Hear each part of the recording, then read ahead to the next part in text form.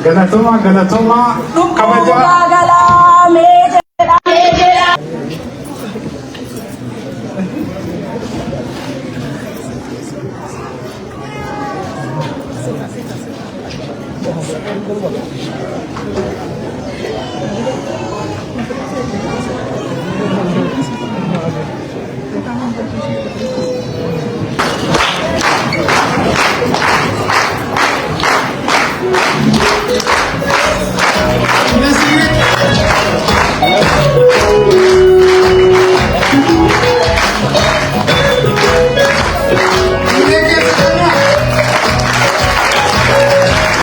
Usumakaran walkar rodo wal mormin wal wakarun daga wakaran wal tajaran ni karam mormin sodasina daga wakaramu wara magalan na fakkatan isin badiya daga wakaru betan yadda khudra hogganni gafatamun hogganni titamun qeqamun barbaisa tanan arabsamun yo hoggannumma sun rabbin jallise tolche alatti ni kare tu kayak ini hoggan sakar karena pak kowedan ero hunda hogga dula hara egallu hogga yada takahu bokonna kapso tokkon sendufu akkana marianne joleni sosonu jeit umari sosonu geraru muktari sosonutti mammaku hailuni sosoma fiffigu asgenya itu gota amega gamma hogga kulashan mo kula gara di jama di majo amalle wonin du febi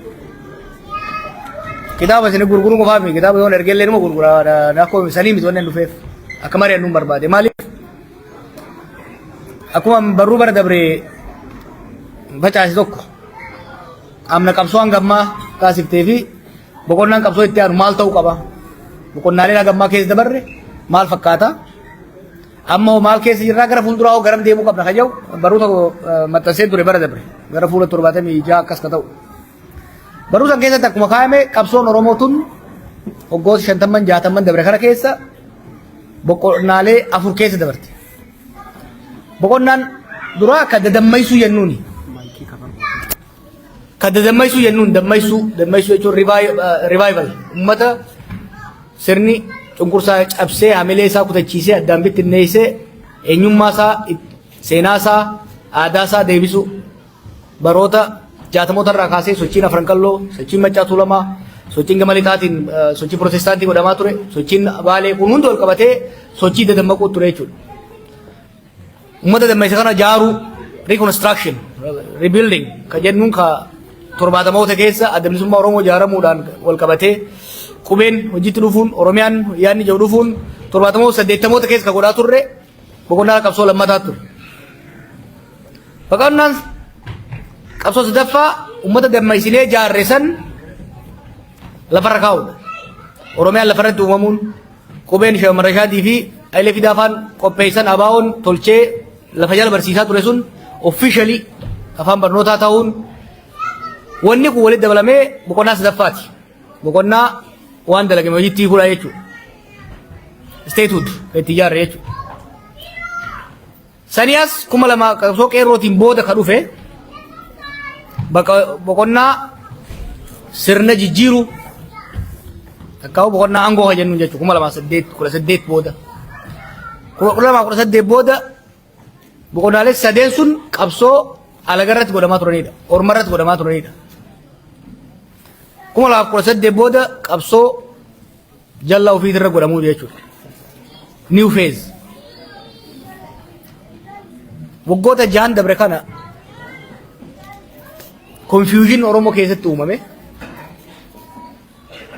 bibittinnaa'uun karaa wallaaluun booyin dholootee namni waliin mammakamuun cinaan achi fiiguun cinaan as fiiguun kagartan waan haaraa nu ta'e nuti sirna irratti fincilu resistance politics malee sirna taaneen beeynu turre jechuudha. amma gara sirna ta'uutti ceena yeroo sirna ta'aa ceenu immoo eessi irra isin fakkaate immediately post independent Africa irra jirra jechuudha 1960s to 70s ummanni Afrikaa yoo yaadattan sirna kolonii jala ture sirna kolonii irraa baroota 1960moota keessa qabsoo bifa garaagaraatiin godheen sirna kolonii yookiin immoo sirna ormaa sirna alagaa ofirraa kaasuu danda'e. San booda yoo takkee taate malee probably yoo Botswanaa fi biyyoota takkaa lama taate malee hedduu isaanii takkaa sirna abbaa irree almost always jallaa isaaniitu aangoo qabata. Sun immoo maal fidaa takkaa gara wal waraansaatti internal civil war yookaan immoo gara sirna abbaa irreetitti deeman. Biyyoonni akka Koongoo haala hamaa wal waraansaan gammaa keessaan bahin keessa seenanii. Nigeeriyaan wal waraansa keessa seentee abbaa irreetiin keessa dabartee amma gara dimokiraasii cehaa jirti. Taanzaaniyaan sirna abbaa irree jabaa qabaattee amma gara dimokiraasii cehaa jirti. Keeniyaan sirna abbaa irree keessa seentee amma gara dimokiraasii ceetee amma gara waggaa 20ti. Maaliif kana isiniin jaa? Nutis waan ummata cunqurfamaa biraarra hin ta'in nurra hin geenye. Tarii wanni if gaafachuu qabnu, if bileem gochuu qabnu yoo jiraate orma biraatirraa, ummata biraatirraa, ummatoota biraatirraa barachuu dhabnee dongorri isaan raawwatan rakkoon isaan irra geessuun dura ga'uu danda'uu isiitii if gaafachuu qabna jechuudha. So waggoota 6 dabre kana keessatti haalli uummanni keenya biyyi sun keessa deeme haala namuu abdatee fi eege akka hin taane beekamaa. Deengadda itiin Amsterdamitti hoggaan haasa'u qabxiin kaa'ee tokko ture. Kunis maali? Qabsoon Oromoo ganamumaa waggaa kaatu ummata kana mirga abbaa biyyaa gochuu jechuudha. Mirga abbaa biyyaa gochuu jechuun maali? Qeesaa irratti qabeenya rabbiin kenneef irratti dalagatee hiyyummaa keessaa bahu saamamuu dhabu eenyummaa isaatiin cunqurfamuu dhiifamuu dhabu mootummaa fi filateen bulu jechuudha. Qabsoon qeerroo san kararraan gahe. 2018 booda abdiin Oromoonis ta'e saba Solomoon biyya sanii qabaachaa turan qaama gaafii abbaa biyyummaa akka ta'e qabeenya firra abbaa ta'u aadaa fiitiin boonuu fi ittiin kabajamu san booda immoo mootummaa fi filataniin seera fi tumataniin bulu kaja'u keessattuu qabxiin sadaffaa kan mootummaa fi filataniin bulu ja'u sun galman geenya karaarraa butame jechuudha. Karaa lamatti dhufne 2018 irratti osoma waan osoma laallu jechuudha. Karaan lama maali? Karaan tokko kan nuti barbaanne kan qeerroon barbaade gara dimokiraasii qaceessu karaan kun kan abii dhufee sirna abbaa irree jaaruudha yaale jechuudha. Har'a roga jirru lama dhabne. Abii akka barbaadetti mootii hunda cafaqee bulchu ta'uu dadhabe. Hiree nuti immoo gara dimokiraasii ceesifnee mootummaa uummataan filame jaaruu qabnu ni fashalse. Abiin ifiifis dhabee nu dhabsiisee jechuudha. Nu lamaanuu ofillee ni hongee nullee nu hongeesse. Sirni amma jiru kun jechuudha. Haalli hamaan biyya tokko keessatti sirni abbaa irree waggaa jiraate mirga dhabda. Yoo dubbatte ni dhabda. Mirgan qabdu mootummaa fi filattee osoo hin ta'in mootummaa sirratti tuulameen bulta. Authoritarian kan jennuun kuni sirna mootummaan aangoo irra jiru sun hunda cafaqee jala cabsee warra isaan mormu kaan biyyaa baasee kaan hidhee cit godhee bulchu sun sirna abbaa irree jennaan. Sirni dimokiraatawaa ammoo sirna uummanni filatu. Abii sirna sadaffaatu uume. And it's the worst form of government. Sirna murni takka namni aangoo irra jiru aangoo abbaa irrummaa qabachuudhaaf tattaafatu ka garuu immoo humna abbaa irree ittiin ta'uu dhabu. Mootummaan Itoophiyaa yeroo dheeraadhaaf sirna abbaa irreetiin bulaa turte. Har'a garuu irree dhabde. Hawwii irree malee irree dhabe jechuudha. Kana keessatti anocracy jennaan haalli amma jiru kun. Anocracy is probably the worst form of status. Only short of anarchy haalli amma jiru kun. Warri biyya dheetaa yoo agartan amma Finfinnee kaatanii roobee akka Finfinnee keessatti keellaa meeqaan tam kan milishaan bakkuma fedhan nama dhiitu jira. Waggaa karaa guddaa irraa baate humni waraana hidhate kan nama saamu kan nama dhiitu jira. Anarkii jira jechuudha. Ideally uummanni tokko barbaadu sirna dimokiraatawaa bilisummaan namootaa fi kan uummatootaa itti kabajamu yoo san hanqate yoo ka san hanqatu taate yoo xiqqaate bahee nagayaan bahee galuu yoo ka danda'u har'a uummanni biyya sanii nagayaan bahee galuu hin dandeenye jechuudha. So maal goona duullee amma godhaa jirru tokko haala irra jirru kan wal hubachiisuudha. Haalli irra jirru ka mootummaan sirna abbaa irreetis ta'uu dadhabe sirna dimookiraasii ijaaru immoo fedhii hin qabne keessa jirra. Kun maal uume mootummaa darree hawwii guddaa qabu ka garuu humna hin qabne keessa jirra. Kun ummata Oromootiifis ummata Itoophiyaatiifis gaanfa Afrikaatiifis haala hamaa uume.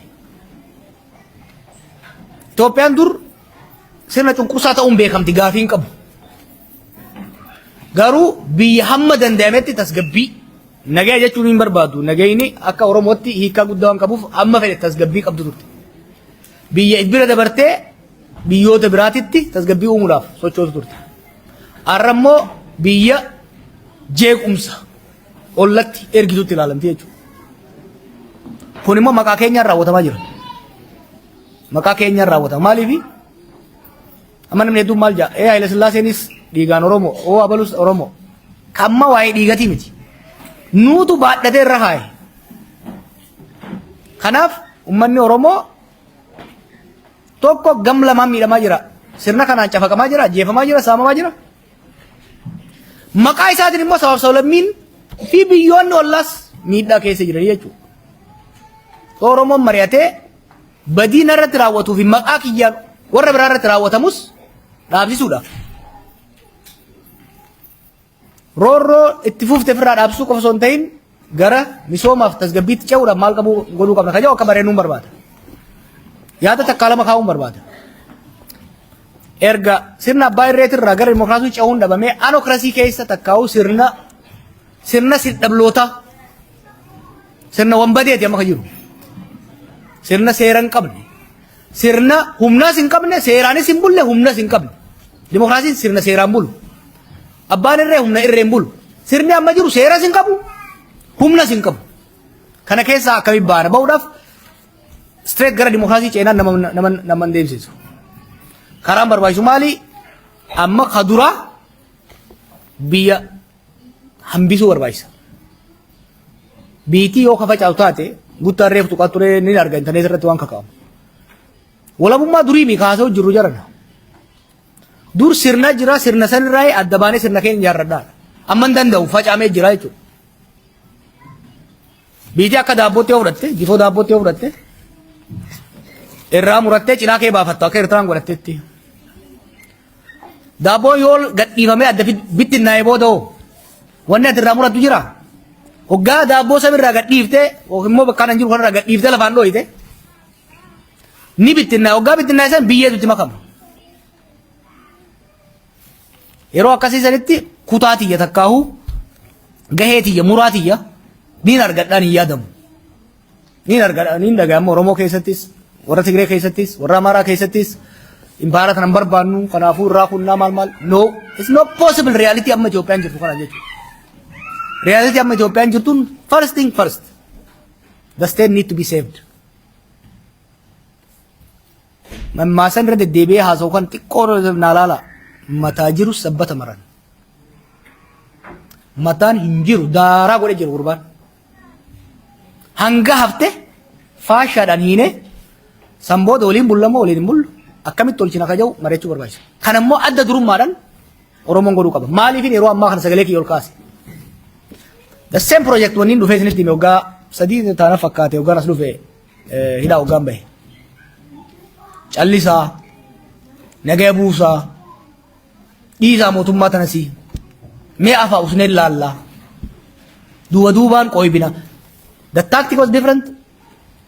The objective was the same. Objective was to save the state. The objective remained. The objective remained saving the Ethiopian state. The tactic from 2022 to try silent diplomacy, mediation, peace building, restoration of peace through diplomatic means. Kayyala turreechu. Waggaa lamaan walakka dabre kana hedduu reeyyalle. Akkuma reefu isin injaa biyyi tun illee nu gargaarte. warri Ameerikaas nu gargaaranii, warri Keeniyaas, warri Taanzaaniyaas nu gargaaranii, biyya keessa haayyoleen, abbootiin gadaa, sheekonni, qeesonni dhiibbaa guddaa gaafa san amma as kan hin dhufe isin qabbaneessuu qofaaf osoo hin ta'in irra caalaa waraana bilisummaa Oromootiin dhiibbaa gochuudha dhufe. And that's what I did. Maaliin arge gaafas at least lola Tigraay dhaabuudhaaf fedhii agarsiisaa waan tureef yoo ijoollee amma tokko qabbaneessine karaa possibilitiin nagaa akka jiru ijoollee amansiisuu yoo goone uummata mobilaayiz gochuudha.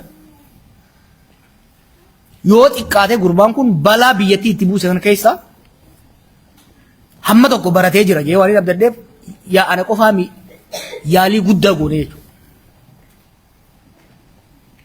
Garuu namni gariin dhaloota jallata. Haga feete bidda keessuun sirraa'u. Haga feete sukkuumtuun sirraa'u. Kanaaf amma bakka 2019-2020 Itoophiyaa deemsu jira. Maaltu ta'u ture 2019-2020? Biyyattiin hayyoonni siyaasaa biyyattii, hooggansi siyaasaa biyyattii kasaboota garaagaraa waliin dhufee waliin mari'atee gara jeequmsaatti akka hin deemne gara dimokiraasii akka ceetu godhuu qabnaa hoggaa jennu usaa naa isin ceesisaa jedhu. Lakkii jennee hoggaa qabnu warra biyya diiguu deemu finxaaleeyyii jedhanii warra Amaaraaf jala hiriirsee nuu fi warra Tigree dhukka irraa kaase. Biyyattii balaa keessa buuse. Amma hoo buusa jijjiirateet deemuu barbaada. Warra Amaaraatiin eegol dhabe Eertiraa eegol dhabe booda amma Oromoo keessa seenee yoo danda'e Tigree hanga takka fi qabatee Amaaraa fi Eertiraatti bobba'uu barbaada. Dhiiroo lollee agarree beeyna lolli maal akka ta'e uummanni keenya ni beeka. Nu gaya nuti lolan barbaadnu. Nu lolan barbaadnu kalee isaas gaafa Minilik irraa kaasee hanga zamana Mallasitti uummanni keenya kan fincilee qabsoo godhe rakkateeti. Malee abbaa rabshaa naabayiidhaan uummanni keenya takka lola seenee hin beeku. Amma waan akkasii deemuu deema. Kun immoo maal godha? Kufaatii biyyattii. Har'a gaafa nu biyya deemnu gaafa guyyaa aangoo qabate doolaarri tokko qarshii 27 ture. Har'a baankiidhaan 127 moo 25. Black market gara 145ti. Namni biyya keenya guddaa haga xiqqaatti dachaa meeqaan hiyyoomamee jechuudha. Diinagdeen daaraa taatee jirti. Waraanni biyyattii ganda hundatti hidhamee faca'insaarra jira jechuudha. Uummanni biyyattii sadarkaa waan nyaatu dhabee wal nyaachuudhaaf garaa wal nyaatee taa'utu jira jechuudha. Kanaaf hojiin dura godhamuu qabu sirna kana harka deebisuusin malee hin jiru. Keessattuu amma buusa biraa baafachuu hin danda'u amma booda. None he has burned all the bridge. Dhufe amma mana. He is home. He is exactly where we need him to be. Amma carraa lama qaba. Takka sirraa'ee nagee buusu. Takka immoo isaa jecha biyyiin diigamtu. Isaa jecha biyyiin baddu karaa irraa maquudha. Kana ka godhuu qaba Oromoo dirqama qabdanan. Yeroo hunda wal falmaa turre wal cafaqaa turre isinitti hima.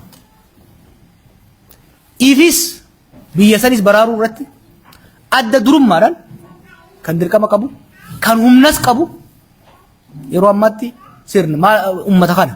Uummanni kun maaliif kana qaba seetan? Akka 2019 seenaa buusa baafachuu hin danda'u har'a seente. Harka keessan irra jira. Barbaadan ol baaftan, barbaadan kamana fiddan, barbaadan lafa gadhiiftan. The regime is on your hand. There has no option beyond this. Usnee waan hojjetaa turre jira. Amma immoo wanni dubbachaa jirruuf tokko uummanni keenya akka dammaquuf wayita tuffii isaanii waggaa lamaan dabre kana Oromoon caalu waggaa jee uummata guddaa wayita uummanni kun uummata hoggana isaa dhaggeeffatu. Waliin waqnee san booda garuu ni usne caal bakka bittinnaan Oromoon amma booda wata kan fiddu milishaa itti bobbaafne akka fedhe dhiina. Diaasporaas kootu dachii fulan bu'enneeti kan arraba dheeratu finneeti arraba isaatirra shukkaara tokko buufnee calgoosifna jedhan. Daaddaa sun qorka maaliif dhugaa qabna lafee gootota kennu biraa wareegamanii qabna jechuudha. Baay'ee takka keessatti siyaasa biyyattii mataan gadhaabuu dandeenya akkasiif akkasiimi. Because we are not as disorganized as people think. One, we are very conscious. Waan yeroo hunda ijoollee beektaniimi. Nama keenya dura mataa irra ijaarra mataa irra ijaarra. Ni onnachiifna miilli itti aana. Uummanni keenya caal jee malee argan kennini. Uummanni keenya hoggaan isin jiru kaasiis qabiyyaatis. Uummanni keenya obsii nagee barbaanna. Oromoo wal ajjeesuu hin qabu. Oromoof sabni biraa wal ajjeesuu hin qabu. Jarri kun maqaa keenyaan biyya kanarra jira. Hamaa koo hamataa koo. Ni gorfanna itti hasaasna. Jennaan uummanni keenya usi. Hasaasnee dadhabnee jirra amma yeroodhaaf idammaysina dinnaan we have the strategy. Ka dhibbaa nurra hirkate dhiisi.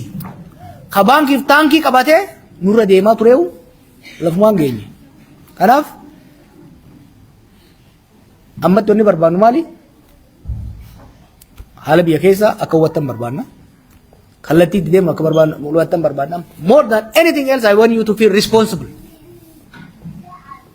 Biyya san balaa kana daranii akkan seenne hambisuu irratti hunda caalaa itti gaafatamummaa akka qabu isin. Kophaa keessan osoo hin ta'in saboota biraatiin walii tumsaa wal hubachaa itti gaafatamummaa. Minilik irraa hanga Hayilee Saangaa darguutitti maqaa Amaaraatiin biyya san akka isin gara fuulduraan takkaafanne abbaan reetii dabraa ture. Waggaa 27 maqaa Tigreetiin uummata san itti baataa turan.